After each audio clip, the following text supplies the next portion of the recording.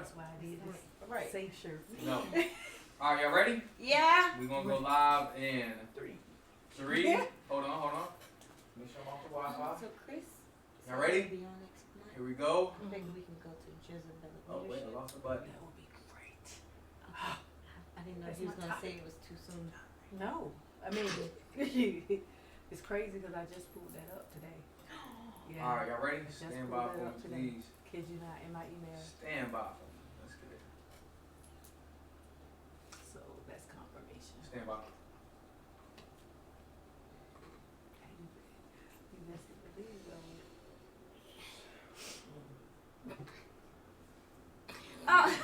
Hi, this is Tanisha Peggins, coming back again with Women with Purpose podcast. I'm going to introduce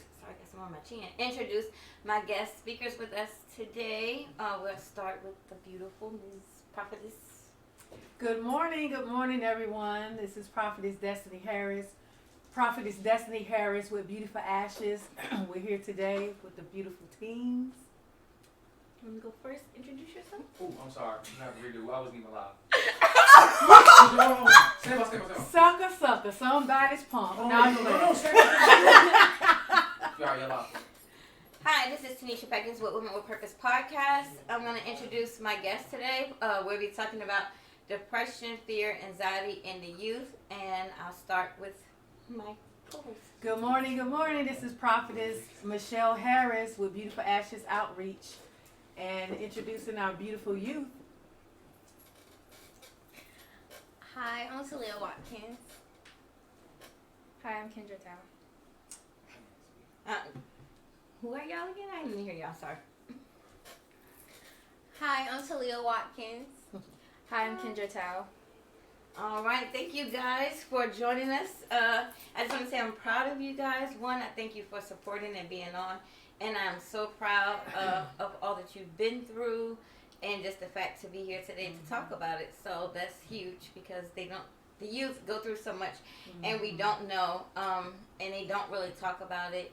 I mean, it is something hard to deal with and understand. I know as a parent myself, I didn't even know it was going on in my household. Yeah. Like I seen no signs. Nothing to me was off until, I found out and she started bringing stuff to my attention, and then I started thinking about like, oh, okay. you know, so. It makes it tough. Yeah. Because depression is silent. So you never know when it's in them because it's silent. It's a silent thing. So they can go through, and then you're like, why is they acting like this? Right. This is not my child. Right. But we think it's them growing up. We think it's everything else but depression because it's quiet. Yeah. You know, and that's why we're here today to kind of give some signs of depression, especially in our youth, because they're not going to come out. Some of them don't know that they're going through it. Right. And then some of them know it but don't want to speak about it because they consider it a sign of weakness, but it's really something you battle, you know, especially in young men because they're told to be strong, be tough, you know, and then young girls, they don't want to talk about it because they have so much other going on between being bullied, peer pressure, trying to do the right thing, trying to get through. What is my future like? I'm trying not to be like what I seen. You know what I'm saying? It's so much, you know, that they go through that they don't talk about. Right. And especially like these two young ladies here, when they're so, beautiful, you definitely don't, because people say, well, how could you, or you don't have nothing to be said about, like, look at you. You know? So it's easier for anybody to mask it, but especially when, everybody look at them as being the most beautiful or popular, or because, like in Kendra's case, she's, model, so many other young women would love to do that, so they can't see it in her, or like Talia with what she doing with makeup and, all of that. So at such a young age on top of that. They entrepreneurs at a young age doing their thing, So instead of a lot of the youth congratulating them, they actually want what they have. Right. And then you get the bullying. Right, yeah. You know what I mean? And the envy and the jealousy, especially in, who they would consider them being their friends. Yeah. They want to be like them, so they try to deter them, whether they know it or see it or not, from doing what it is that they want to do. So it's just a lot. Will you guys, one of you guys, like to expound on that? Like some things you've been through? Like, how did you guys get through the depression mindset? Because going through it is tough, but y'all here today. So how did y'all get through it? I've been bullied, but now it don't really.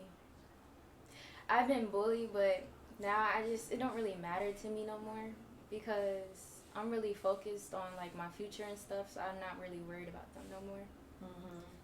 That's all I would say. Yeah. And what are the ways? One of the ways it affected you, Talia? What do you mean? What like affected me? Like, how did it mentally? How did you get through it? Kind of, you know, because you still here, so you pressed your way, whether you feel like it or not. You know what I mean? You pressed your way through. So how did you get through that period of, you know what I mean? The depression, the bullying, you know what I'm saying? Like, just not feeling accepted. I mean, I used to stay like, I guess I used to depend on other people to make me happy. Yeah. And so like when I lost like that certain group of people, I kind of like stuck to my sister a lot. So yeah, even though like, you know, she gets on my nerves, but like. She get on your nerves, but you know that's your rider. Yeah, I really do it for my sister. Good. So did you guys like find it not easy to talk to someone or like your parents about it, or did you like didn't want to for whatever reason, or friends or anybody? I kept it in for a long time. I say like they seen the signs later on, so I really kept it in. Like nobody knew. But I would tell my aunt though some things. Yeah. How long did you keep it in for? I'll say for about a year. Wow. Yeah. It's a long time. It is. How long did you keep yours in for, Talia, before you start speaking up? Sorry, guys. Bill. About 2 to 3 years. Wow. So, did you guys recognize at first that it was depression, or did you not understand what it was at first? For me, I knew. Yeah, I knew it was depression. So, what were some of the signs, like to help others, especially? Well, I guess I can from the parent end, but for because you guys obviously experienced it and felt it first. What were some of the signs like were changing? Is like, did your school, did your friend, like social life, like? I would like lay down and sleep a lot, like sleep off the pain. And my grades, I wasn't really focused on them for real at first.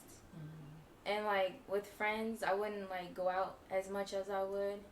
And I stopped talking to people. Like I wasn't social. I was antisocial. I started being antisocial.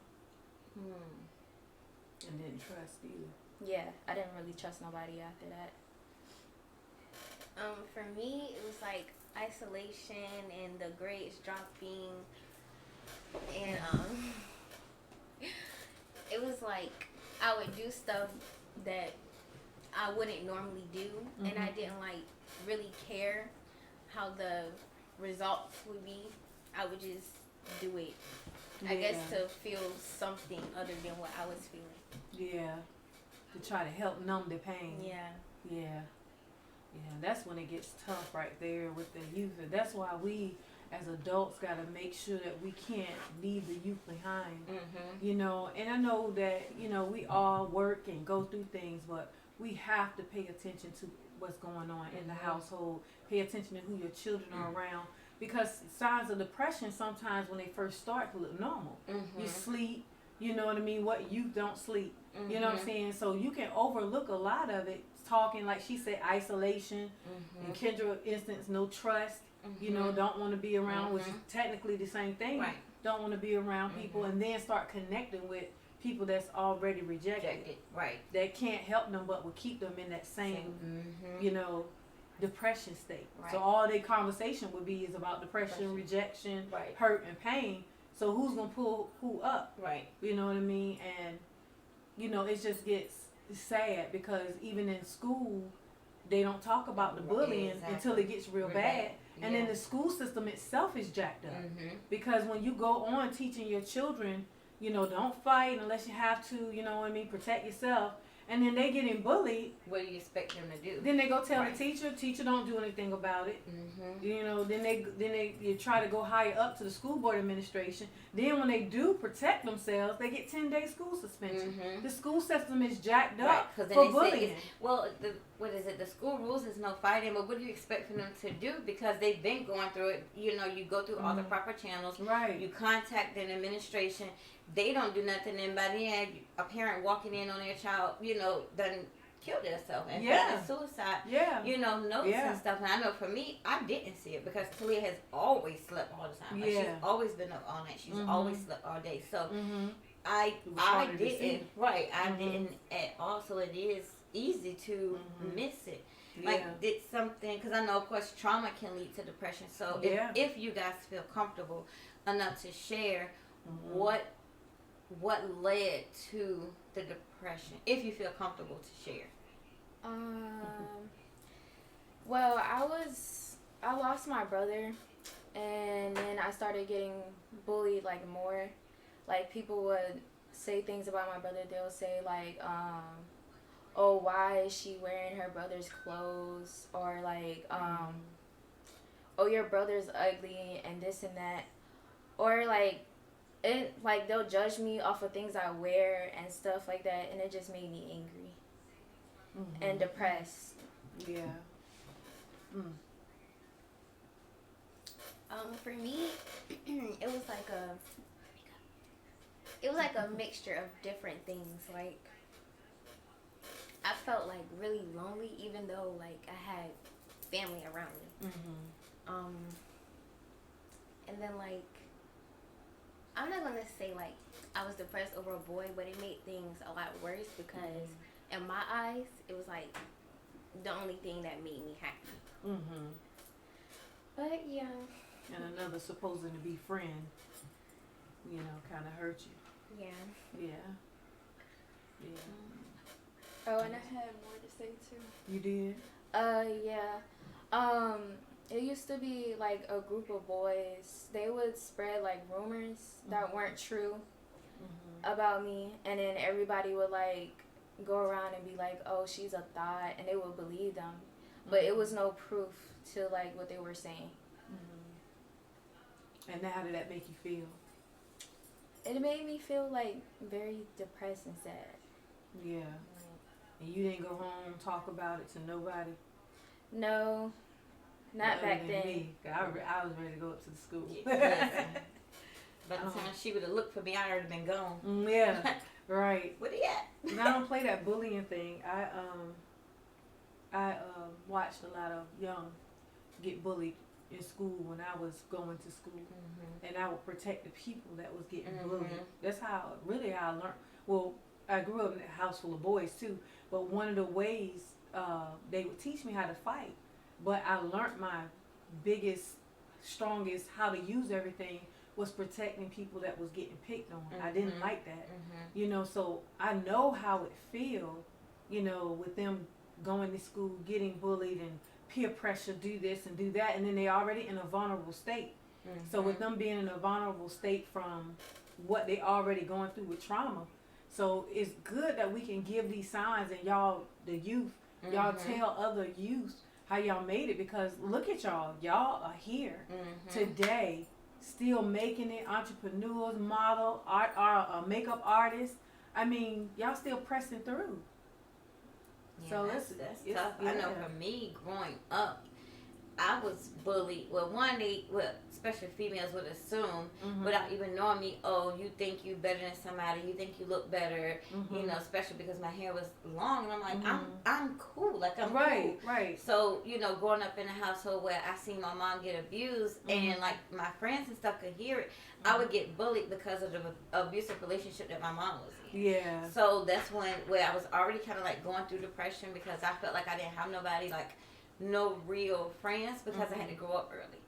So it was already hard enough, and then when we would get, or I would get friends, we would move again. Yeah. So, it was constant rejection. So it for me, that's where it started, at least youth in the way, childhood. But it didn't get to the point where it became like suicidal until my adulthood, when I started to go through different things.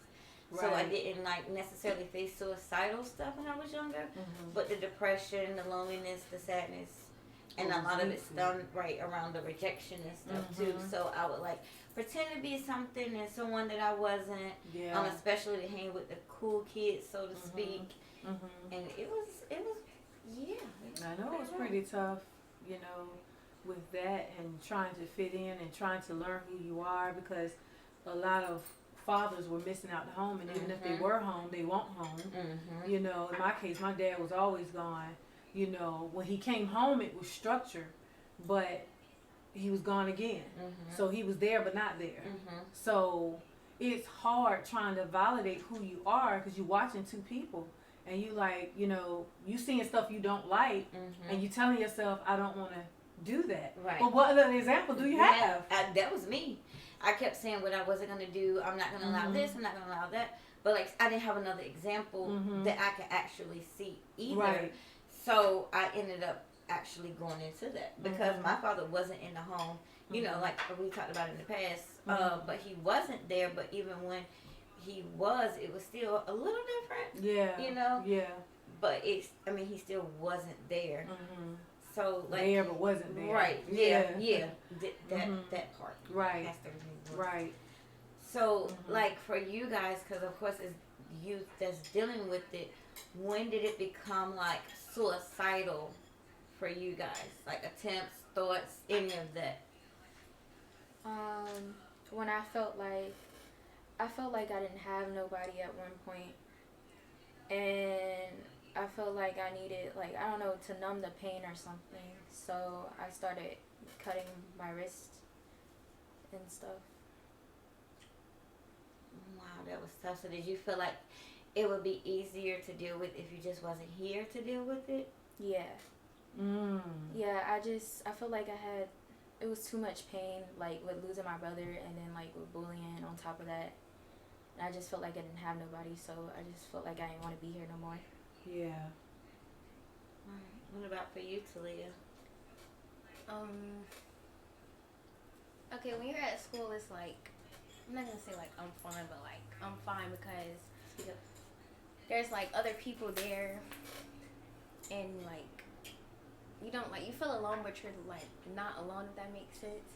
But then it's like when I get home, it's like a whole different thing, and I just feel like overwhelmed with all the feelings that I've been keeping in all day long. So like for me, it really hits at night. So it's like I'll just be sitting there, and then it's just like what am I still here for? So it got pretty frequent with the thoughts after that. Wow. And then like what's your thoughts? Did it like lead to action? Yeah. Would you like to expound? Again, only if you feel comfortable, but it will help others, other youth and parents, so that parents, you know, myself, because I did not see the signs, so that we can see the signs, so we can break this thing, because too many parents or guardians are burying children, you know, whether it's their children, niece, nephew, whatever. So, you know, to be able to see the signs so it can help. And of course, don't get me wrong, adults deal with it too, but we're talking about the youth, because it's still hard enough for, right, because adults, we can understand it and cope with it better. With children, they can't, because they're already trying to figure out who they are, what they want, you know, and all these different things. And then, especially today, the generation today is much different even from when I was growing up. Yeah. And I ain't but so many years old. They deal with it more. They get it a lot more. Right. We hit and missed it, even though we were getting, you know, well, I kind of escaped the bullying thing. I would get it a little bit, but everybody knew who my brothers were. Right. So they wouldn't mess with me as much, but I would get from time to time, you know, my dad is, you know, brown skin, like your dad is white. You know what I mean? Because of hair and all that stuff. Yeah. I would get little stuff like that. Right. It didn't really hit me until I got a little older, when everybody kept saying it. But other than that, I ain't really deal with it a whole lot, because everybody knew who my brothers were. You know, but me being that one to protect, I've seen a lot of them be fearful, and it made them retract back. It made them not want to go to school. It made them not want to talk about it. It made them embarrassed. It made them want to cry. It's so many different emotions that, you know, you go through, and this is why we have to pay attention to the signs. Right. You know, we have to. And this is how we miss it in y'all, because y'all getting it a lot more than even when we got it. I mean, you get it from time to time, but you're talking about all that stuff. Y'all get cyber bullied. Is that what y'all call it today? Cyber bullied. That's Instagram, Facebook. Then you get bullied in school. Then you get talked about. Then your friends backstab. So y'all deal with a lot. Even sometimes more. in relationships. Even in relationships. You know, to be bullied and peer pressure to do something that you don't want to do, and then you feel like you got to do it because you love that person. Oh, I'm sorry. I didn't mean to cut you off. So, did your thoughts like lead to actual like action? Yeah. Okay, so it'd be like. We can't hear you.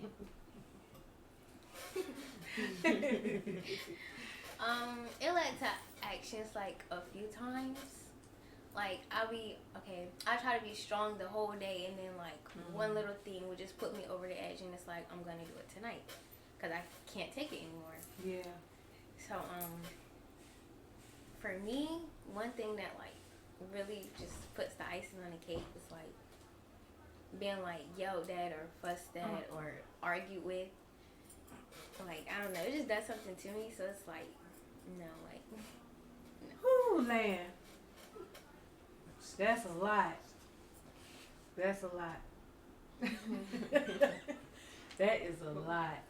I mean, to deal with. Now today, bringing this to today, do you guys still struggle with something? But how do y'all talk yourself into getting through it now? Getting through it now. Because one thing you can't do is allow it to do those same things, because it almost took y'all out of here. So what do y'all do now that's better than what y'all did then when y'all kind of didn't know?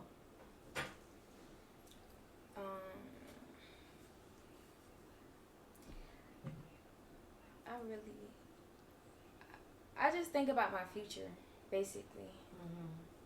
That's basically all I can say. It's like, well, actually, I actually think, like, if I was gone, like, how would everybody handle it type thing. Oh, wow. Yeah, so that's what I think about. And that's what stops me from, you know, doing suicidal things. Yeah. Yeah. Wow. What about you? Is it something that you're still dealing with right now, or? Oh, yeah. I mean, like, it never really goes away, but, like, I know how to handle it better now than I did back then. Like, now, when I'm sad and stuff and I feel like anxiety attacks coming, I basically just, like, because I've always wanted to go to Hawaii, so I basically just picture myself on the beach, just sipping a nice tropical drink, and I'm calm, I'm relaxed. So once I do that and I, like, control my breathing, I just like to tell myself that I'm okay. And usually after that, like, I'm settled down. And it's easier, like, it gets me through, like, the meltdowns that I might have. Do y'all have a new set of friends now, or you basically keep it with you and your sister pretty much? I do have a new set of friends, but I don't rely on them like I would do back then. Like, I try to handle it myself instead of leaning on other people. I only have, like, a little bit of friends. Like, I have a small circle. I don't have, like, a really big circle. I'm, like, still kind of antisocial with people. Like, I can't make new friends, but I still talk to my old ones that are still there. Do you find it hard to still trust people? Yeah, I find it hard to trust people, and, like, I feel like I have anxiety attacks just talking to new people, basically. Yeah, I don't know, I think I'm shy or something like that, so I just stick with my old friends. Wow. Yeah. So, like, what are, because I've seen a couple, like, root causes to, like, the fear, the depression, the anxiety, mental illness. So, like, and dealing with that, especially in parents, like how can we, look and see the signs or better attest and like the root causes of these things, and what can it lead to if you don't deal with it? It can definitely lead to suicide. I lost a cousin in 2013 to suicide because everybody ignored the signs. He made several calls crying out. No one took him seriously. So I lost a cousin in 2013 behind that. And the thing is, we got to understand that even to my nephew, her brother that was killed, nobody knew that it was guys picking with him. You know what I mean? Before that. So the signs are change of behavior, sleep pattern, circle change, but the circle got worse instead of better. These are all signs. Lashing out, when your child is lashing out and you don't know why, because everything appears to be okay. So we got to start looking for those signs. And then there's a spirit that's attached to each one of those. So if you're dealing with anxiety, fear, depression, all of those have their own separate spirit, even though they're grouping together. Wow. So imagine a child going through that have no clue that all of this is attached to them. So you have to get under a deliverance ministry, like to get to the root cause of it, because once they enter in, they children, they're not going to know how to battle that, right, except for what they're doing now, thinking of a good place in their mind, thinking of a good, because we say mental health, but really, would it really be mental health if we want a demonic attack? Right. You know what I'm saying? Because I was looking at that, the root causes of mental illness was like schizophrenia Exactly. and all of that. And of course, I know it's linked to, but for those who don't know, and even how it can even mess with you with health problems. And I was talking to that earlier with my aunt, and just telling her how the self-guilt and everything else, how that can affect you, and even with healing. And once you start to deal with those things, because like guidance counselors, they're supposed to be made to be there, be there, and you can come and talk, but what are you really doing? What are you giving them to not just help them to cope? Because that's just a coping mechanism. I know for me, like when God gave me peace with certain situations, I used it as a coping mechanism, but I still found myself back in the same situations because we weren't getting to the root. Or like with illness, you gotta get the pain and the medicine, and it just numbs the pain. Right. But if you don't get to that problem, it's still there. That's right. You gotta get to the root of it, because you're dealing with soul wounds, and soul wounds is no more than traumatic experience unhealed. You have not been healed from it, and a lot of times that's why our children or even adults link themselves to that, because the rejected begets the rejected. The hurt people hurt people. So you surround yourself around people that can make you comfortable. That's why if you ever get into business, some of the most famous or millionaires, I ain't gonna say famous as far as the industry, I'm talking about famous as far as like they in six figures and up. They will tell you can't be around the same that's like you. Get around someone that's made it or that's better, because what you're gonna do is be forced to come up to their level. If you get around the same, it keeps you complacent. It keeps you in the same. You know what I mean? So that's the same thing for when you're talking about these. It may be uncomfortable to get around somebody that can actually be beneficial to your healing. It's gonna be uncomfortable. But they got something that God has placed on them to get you healed. That's true, because that's how it was for me. Because I was still stuck. I was still bound. Because the people around me were still there, even though I knew on the inside, like, okay, this is what I want, and I can see myself here, and I want to get here. But I had nobody to help me, and it's easy for somebody to say, "Oh, you'll be okay. Just talk to somebody, or just pray. Get over it. Pray about it, or." You're too pretty to be going through that. What does that have to do with the price of tea in China? How my outer, like you're looking at my outer core, but what about my inner core? Like my inner core is not, like for me, it's always a silent cry for me.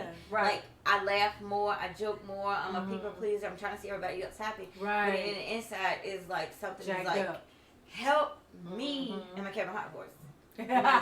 But help me, like. So it's hard, especially if you're trying to just cope. Coping is fine, it gets you through the moment, but that's just like, and of course it's only good for a moment, it's pleasure for a moment. You're still using that to, like, some people do alcohol or drugs or whatever, but to cope. Right. Yeah. Like, what can we do to get through it? And even for parents, I know for me, I did not see the signs. But when they were there, even when Talia didn't want the help, no, you're going to get it. Because I'm not trying to find my child somewhere else. I don't want her siblings and my other children to find, them. Yeah. I don't want to be the one making the call to say, hey, XYZ. Right. So, trying to get help, even if they don't want it, or especially in the Black community, it's like depression don't exist for us. Right. And again, I'm by far racist. I promise you, I'm not racist at all. But it's like, it's so silent in the Black community, but it's expected in the white community. No, life is life. I don't care what color you are, because when you cut, everybody bleed the same color blood. But that's the problem, even in today's generation, where we're teaching our children the wrong things too, when they are crying out for help, whether it's silent or not. And sometimes I understand, especially being single parents, it's hard when you got to work, you got to do this, you got to do that, so you're stretched thin. Right. But it is important to still be there. Like I had started, which we had kind of got off of it a little because of life, but we would all go out together, but then I would also have like the one-on-one, because your child may want to talk to you about something that they don't want to talk about and they all have different personalities. Right. So and you got to deal with them differently. Like Talia is the type. It's a little bit of me in the both of them. Like Talia, the type where she will hold it in, but she's a walking, ticking time bomb. So when she explodes, that's it. Yeah. Tanaya is the type where she gonna go off first. She let it out. Right. And then she'll be like, even when she knows she's wrong, she may say, oh, my bad. And or right. But it's still like, I mean, well, they shouldn't have made me mad. Right. Like, it's so they, each, so you gotta kinda, and I've learned that along the way, and still learning, because we're all still learning and growing and all of that. And then Caleb, he cried, but once he cried, that's like that anger cry, like, you better move. So it's like I can see them in each and every one, of them. But for you guys, because I know what was some of my coping mechanisms, do you feel that being in a relationship, like choosing different partners based off of what you've been through, or like how does that affect you? Because we know you guys are dating. I mean, you're beautiful and you're older, but like, do you feel like being with your significant other helps you actually help you get through it, or do you feel like that they don't understand, or? Yeah, I feel like sometimes I can talk to him about anything, and he'll cheer me up or something like that. Sometimes he'll understand. Yeah. For me, I'm not currently in a relationship, but I do feel like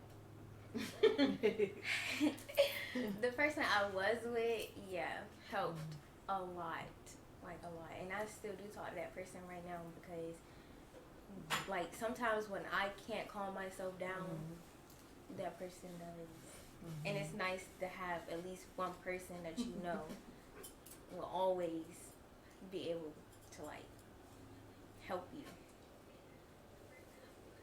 The one thing I'll say to you guys is that understand that even though we as parents, it seems like we get on your nerves, it seems like we're overbearing at times, but I promise you, when you get older, as you get older, and not meaning in age, but meaning in wisdom, you're going to see that the very things that we were trying to tell you was what you should or should not do. Because we've been through it, so we try to get you guys to avoid going that route. And what y'all got to understand is y'all perception. If you don't love yourself to the point where you won't accept just anything, then understand that your perception is off, and you're gonna continue in that cycle until then. So you gotta reach out and get help, and you can't be silent about it. Yeah, that's true. Because I wasn't.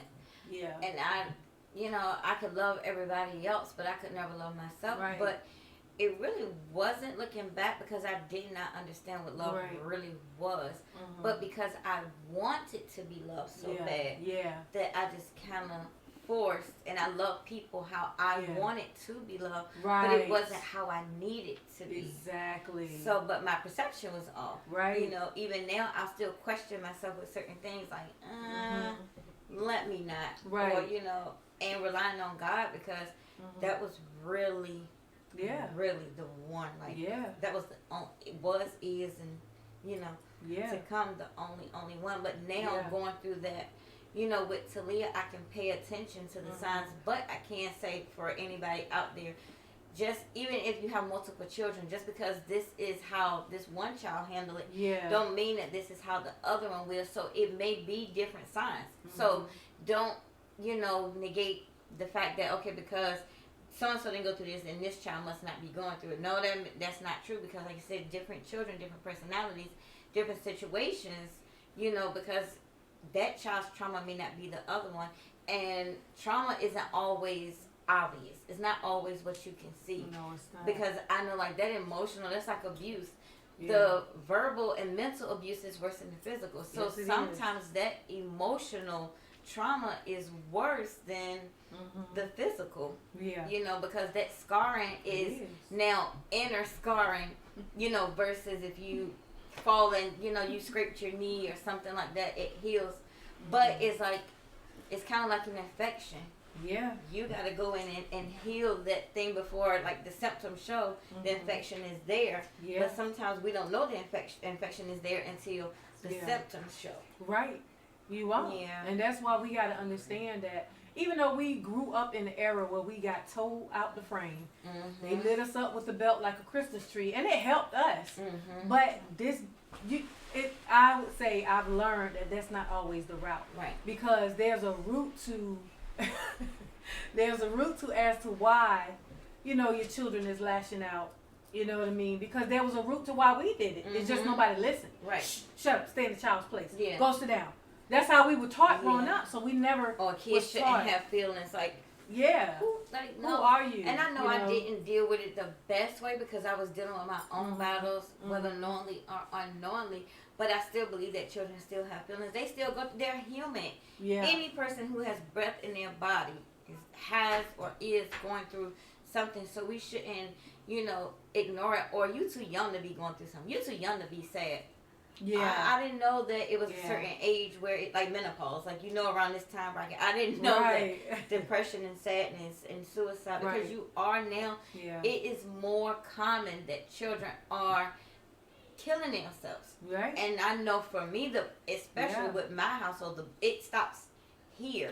It goes nowhere else outside of her. That's right. But even as a whole, because it does still take a village, it takes a bigger village now. And I'm glad you said that. It takes a village. Remind me to say something on that. Okay, I'm reminding you. Say something on that. You're true. I didn't want to forget. Because you know what? We got away from that. Where the aunties and the uncles and the big cousins, if you did something wrong, hey, they chastised you, and then they sent you back home to get chastised. And then on top of that, you know, it was, you literally, if we did anything, my aunt would be right there. What you do? Oh no, come here. I gotta get you. What are you doing? Now I'm gonna get you and send you home to your mother. And then we got away from checking our children's room. What's going on? Because if they're not speaking out, how else you gonna find out? Especially phones. You got to. You have to. I snatched their phone quick. I haven't done so quite lately, but they, of course. Oh my God! Like, we could be driving down the street and I'll just, what are you doing? Oh Lord! Give me your phone back. No. And the hidden apps, like the app that look like a calculator, but it's really like pictures and all. That's an invasion of privacy. That's an invasion I didn't of know about privacy. that. Right. I didn't know about that. It's an app. Yes, parents, it is. It's an app. It looks like a calculator. Thanks for letting me know. I ain't supposed to say nothing. Okay. I'm sure it does map. So it looked like a calculator. It looked like, and it's different ones, right? Lord. And I know because I had one, but that's neither here nor there. But it's secret apps, and because if you look, and then it be under utilities folder. See, so parents is looking for social media. We looking for the Facebook. We looking for the Instagram. We're going through pictures. They even have an app where you can store pictures. so you can take it out of your actual photo I am gallery. behind time. Yes, and it's in a whole nother, and you got to put like 20 codes in. So that way it appears that your child like, oh, okay, well, I check my kid's phone all the time and they ain't got nothing. No, check calculators, check the settings, check all of that. And it's not to invade privacy. It's more to not that y'all can't have a life, but if y'all think about the children that committed suicide, their parents had no clue. Yep. The parents that the children that was being bullied, their parents had no clue. Yeah. I and mean, people judge, and I cannot stand to hear, well, what was their mama at? What was their daddy at? Sometimes they're there. Like when I found out when Talia started to go through, I don't know what made me realize it or ask her. I forgot how it came about. Oh, their godmom. I forgot how it was. Okay. Because the godmom was going through it. And the way that I was dealing with the depression and the suicide, it was totally different from her. Yeah. So I didn't see the signs, but their godmom, she did. So she told me, so I talked to Talia. She started crying. I reached out to the school, and the first counselor, none of us, she just couldn't reach them. And that it's good to have a counselor, but it's also good. It's good to have a counselor, but what's needed is the spiritual, because it is healing and deliverance and root causes and all of that. But I did not see the sign, and Talia room was right across the hall from mine. Right, wow. And I was that parent who was, I gave them room. Right. Right, but yeah, I was active, but I was still kind of like give them a little bit of space. Yeah. But I did not see it, so you should never judge a book by its cover, or if a child get pregnant, then you just automatically assume that the parents aren't there. That's not the case. That's not the case. That's not the case. That is like you got a child looking for love, because I had a baby early. You know what I mean? Trying to fill a void. Yeah, me too. And even though, I already knew that I wanted to be a mother early, but it still was early. Trying to fill a void of something that I felt like I didn't have. Whether it was there or not, I felt like I didn't have it. Right. So here I go, getting in a relationship and then having a kid, at the age of 18. So it's like, listen, that didn't work. I still had that same void. Yeah. And I'm like, God, and God revealed to me, I have to feel that. I have to feel that. And when I let him do it, all the other stuff went away. Yeah. Now, I did end up having an addiction to shopping. You know what I mean? I didn't struggle with drugs and alcohol. Right. I struggled with shopping. I could spend $1,000 in less than an hour. Wow. So that's your struggle? Is that what that is? Oh my God. Deliverance. No. Right now. Yeah, right. Everybody's addiction is different, because for mine it was shopping, but to fill my void it was relationships. Yeah. So it was but we can't ignore the signs, and the signs is not always obvious. It's not obvious at all. Right, because she shut down. Yeah. But then Talia was the anger. Yeah. And I still had to self-examine myself, because I was there, but I was still a single parent. So the areas where they needed me the most, I couldn't be there. One, because I was a single parent, right? But two, I was rejected, so my perception was off. So I looked at it like, well, I'm doing X, Y, Z, da da da da. So and parents, we got to get out of that too, because God had to deal with me. Even when she became rebellious, God said, well, you was rebellious. You was disobedient. So it was like, I had to do a self-check. And like, okay, well, it got to change. But I know, like I said, with Talia, she shut down. Tanaya was angry. And for her, losing her godfather. But as she got older, it had an effect on her. Yeah. All the more. But just because a child is suicidal, depression, anxiety, or even acting out, it does not mean that they're bad or the parents aren't there and they don't have guidance.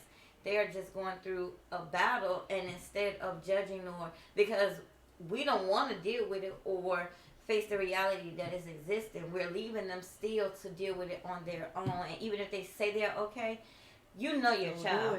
Don't just go off, because I know me, I'll say I'm okay and I'm not. So that's how I know you can't get one over. I still know you. So you can still tell, don't take no for an answer. Other than disrespect, everything else that's beyond disrespect is where we need to know that there's a problem. Because disrespect, you got to discipline for that. You put it in order. But anything outside of that, if it's well over the disrespect part, the anger, the lashing out, the almost wanting to hit your back, those are all signs that there's a problem. Because it's a lack of control there. But why is it a lack of control? Right. That's because it's so buried on the inside of them. And this is why I say, I went through that time where I saw my children up. But as I got older, in wisdom, I realized, well, Dad, is it really worth tearing them up over this when I can simply sit them down and teach them? Because technically it's in the bloodline. Right. And it got to be canceled out of that bloodline. You said something that stuck out when you said sit them down. Because I, too, had my moments where if I say so, I can because I'm the mama. You know what I mean? But, and especially parents, especially the old school, that's how we feel like, that, or parents, or, whatever you classify yourself, I don't have to explain nothing to you. You're a child. It's not explaining, and I'm learning it too. It's more so, understanding. Right. Again, I'm still a parent, so some stuff, you may not see it as that. You may not understand it as that because you still, even the Bible says spare the rod, spoil the child. Right. But it's still to a certain degree. It does not mean that they should not be disciplined. It's just how they should. Each child is different. Like, I had to literally go in on Quisha. I didn't have to do that to little Keith. Right. You know what I mean? They were two different. I could fuss at little Keith and he won't do it again.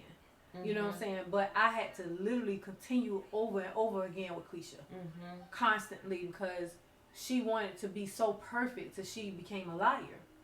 So she would lie to make that bubble be perfect. So you never knew when she would lie real good. I'm talking about straight face and everything. And now she's so truthful.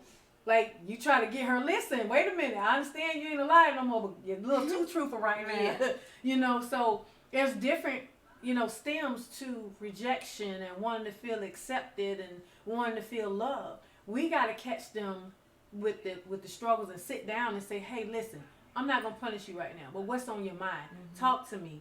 And I've been there, and then a lot of us has not been transparent. I wasn't transparent with my first two children. Yes. I learned that after my first two, when they were like, I want to talk to you about something, and some of the stuff they did, I didn't raise them like that. So I'm like, what is going on with y'all? Because parents, either they want to protect the image or whatever, but if you're not being transparent, then your child feel like they can't come and talk to you, so then they go talk to somebody else, and then somebody else may be the wrong person that you don't want them to talk to. Give them the wrong advice. Right, so you have to be transparent, relatable, like, hey, I was in the street, I was a mama by day, and I was an XYZ whatever by night. You know what I mean? Yeah, I'm going to just be real. Like, hey, look, as long as you was taken care of. But that's just being honest. So it's like, you got to be. You can't get one over on me. Right. But let's figure it out. Because I know for me, I was trying to fill a void. Even though to somebody else and other people, especially parents, then you think you know me, so then you start judging me and family. Right. Oh, you don't really want to be with this guy. You just using him. You doing whatever. You're right. But I'm not using him how you think. I'm looking for love. Right. So, even though it was these things, you didn't try to figure out what the problem really was. You know what?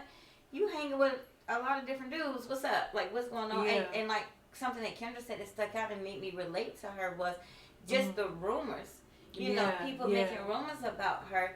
And that's how it was with me too, because even though I may be hanging with different guys, that does not mean that I'm involved with them sexually either. Right. It could be just the company that I love, because I'm feeling that void. If I hang out with them tonight, then that would keep me from overdosing, especially when I was coming out of that relationship.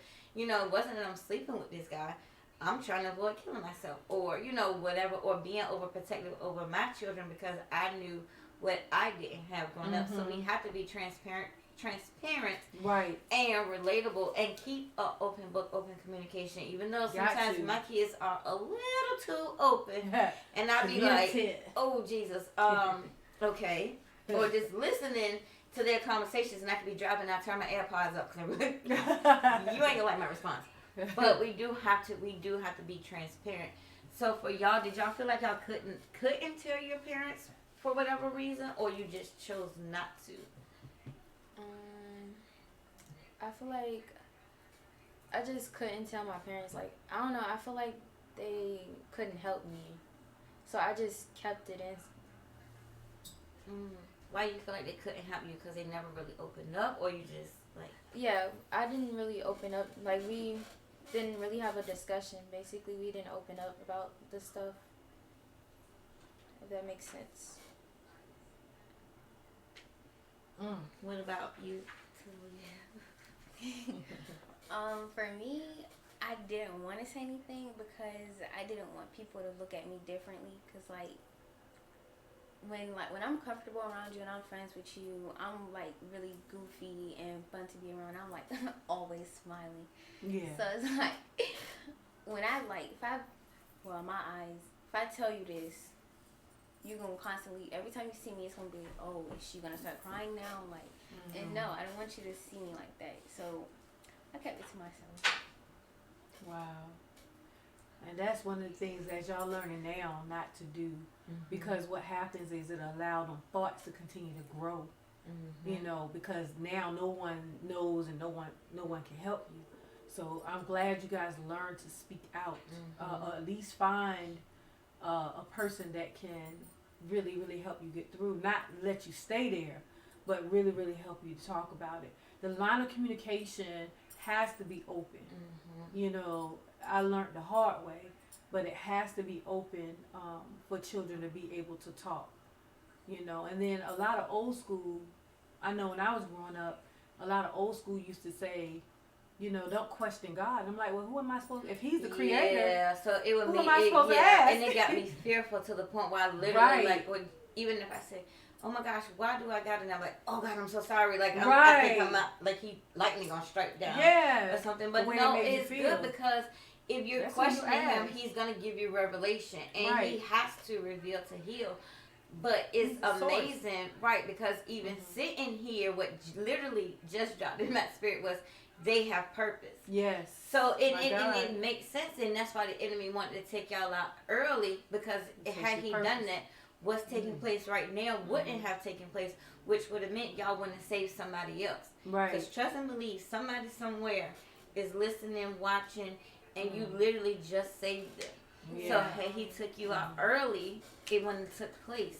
Yep, exactly. Like when I had basically told it on my beauty page, like I had so many like people my age, my grade, my school, I didn't even know, texting me saying they was going through the same thing. Wow. So yeah, it felt nice. Like even though I was scared, it felt nice because it's like I didn't know you was going through it.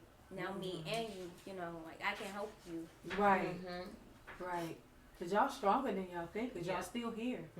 Y'all may have had your times, your ups and downs, but y'all still here. And guess what? Y'all still going through school. You still making it through. Y'all still making college plans. I mean, pursuing your career. Yeah. And especially with the both. I mean, you both gonna be kind of like in the industry with Talia, you doing makeup, and Kendra, you doing modeling. Y'all, you don't know how God is going to, you know, use you and your assignment that's out there that's literally waiting. Yeah. So it is, you know, and I know it's hard and you get nervous. I still get nervous. You know. But it is good to talk about it because someone somewhere is waiting. So they're still stuck in this battle until they do get to you guys or hear you guys. But even being out there, you'll be able to help someone while you're doing their hair, makeup. You know, Kendra, you'll be able to help someone. It could be what you call people who get the stuff together, event planner, whatever. You know, how you make and reach them. Right. You know, so it is good. And where there is pain, there's purpose. Where there's purpose, there's gonna be pain because, you know, especially like pastors or whoever, they try to pretend like everything is just so perfect and holier than thou. Right. So if that's the case, how are you really truly helping your people? How are you reaching them if you're acting like you've never been through nothing? You looking down on them if they go through whatever. They come to you and you, read the Bible. Well, I mean, that's obvious. And of course, turn to God, but how? Like, what did you go through to, you know, help? So it's very, very, very good, especially not just parents, but leaders, you know, get in with the youth more in the, you know, community. Yeah, okay, you got all these thousands of ministries, but what about even the youth that's coming up, this newer generation that's going to be left to help the others. And then, you know, people always talk about this generation is out of hand, this generation is too much, da da da da. But we got away from helping them. But then again, I mean, maybe that was a good thing, but we need to find a new way, because even the old way still didn't work, because now y'all grew up and now y'all got soul wounds, you're evil, you're bitter, you're angry, all of these things, because you didn't deal with it. Yeah, they put a peppermint in their mouth, you pop them in, you know what I mean? So it's still good to be transparent. Like, we have to be transparent even as leaders, like, and be able to be, you know, relatable to them. How you gonna tell me, you know, like, even you're 40 whatever year old virgin, but like, how are you helping me to get through to say don't have sex, you know, or whatever? Well, the thing is, you gotta keep it real. As a pastor, as a leader, you gotta keep it real. And one of the things that pastors, you know, you gotta understand, your ministry is your message, your message. So whatever it is you walk through, that's the type of so don't people hide that it. God is going to send to you. So don't hide it, and then don't make it seem like everything's perfect when it's not. When it's not. So you really got to be transparent. You know what I'm saying? Like, in order for me to reach the rape victims, I got to tell them I was raped. Right. And I understand the mental and how your psyche is jacked up. You talk to me about trauma and abuse and rejection, I know it like the back of my hand. You know why? Because I've been through it. Right. So therefore, God sends people in that same area. So I have to give that testimony for somebody else. Because so we have trying to to protect themselves. Yeah. Okay, you shouldn't have to worry about somebody exposing you. You just expose yourself. And it's not even about exposing. We got to, because they're coming up after us. We made it through, but we made it also through a time and area where a lot of the stuff that they're going through today, we did not have to go through. Right. But whatever we did go through, let's help them. Right. So that way they won't make some of the mistakes. And on top of that, okay, I heard this from, you know, someone older, so they gave me, you know, the wisdom that they had. But now I'm going through this, so I could take what they taught me, what they've been through, on top of what I can't. Like, do you understand what we can all be together? But we have to be, even as parents, myself included, because I'm not perfect. You know, I still struggle with certain things, even trying to help my children and get through. Yeah. But we have to be there. We have to listen. We have to, you know, make the kids, the youth, feel comfortable enough to talk to us, even if, you know, if Kendra decides to come to me about something, right, if I feel like, okay, well, this is something that is between me and her, we can handle without involving you. Right. Yeah. Right. But if I have to involve you, I don't want Kendra to feel like, oh, I can't tell her nothing. No, it's just to a level where I may not can help her, because what I've been through is different from what she's going through. But I know what she's going through. You've been through it. Right. So it is different. They just work hand in hand. Right. Ministries are supposed to work together. Right.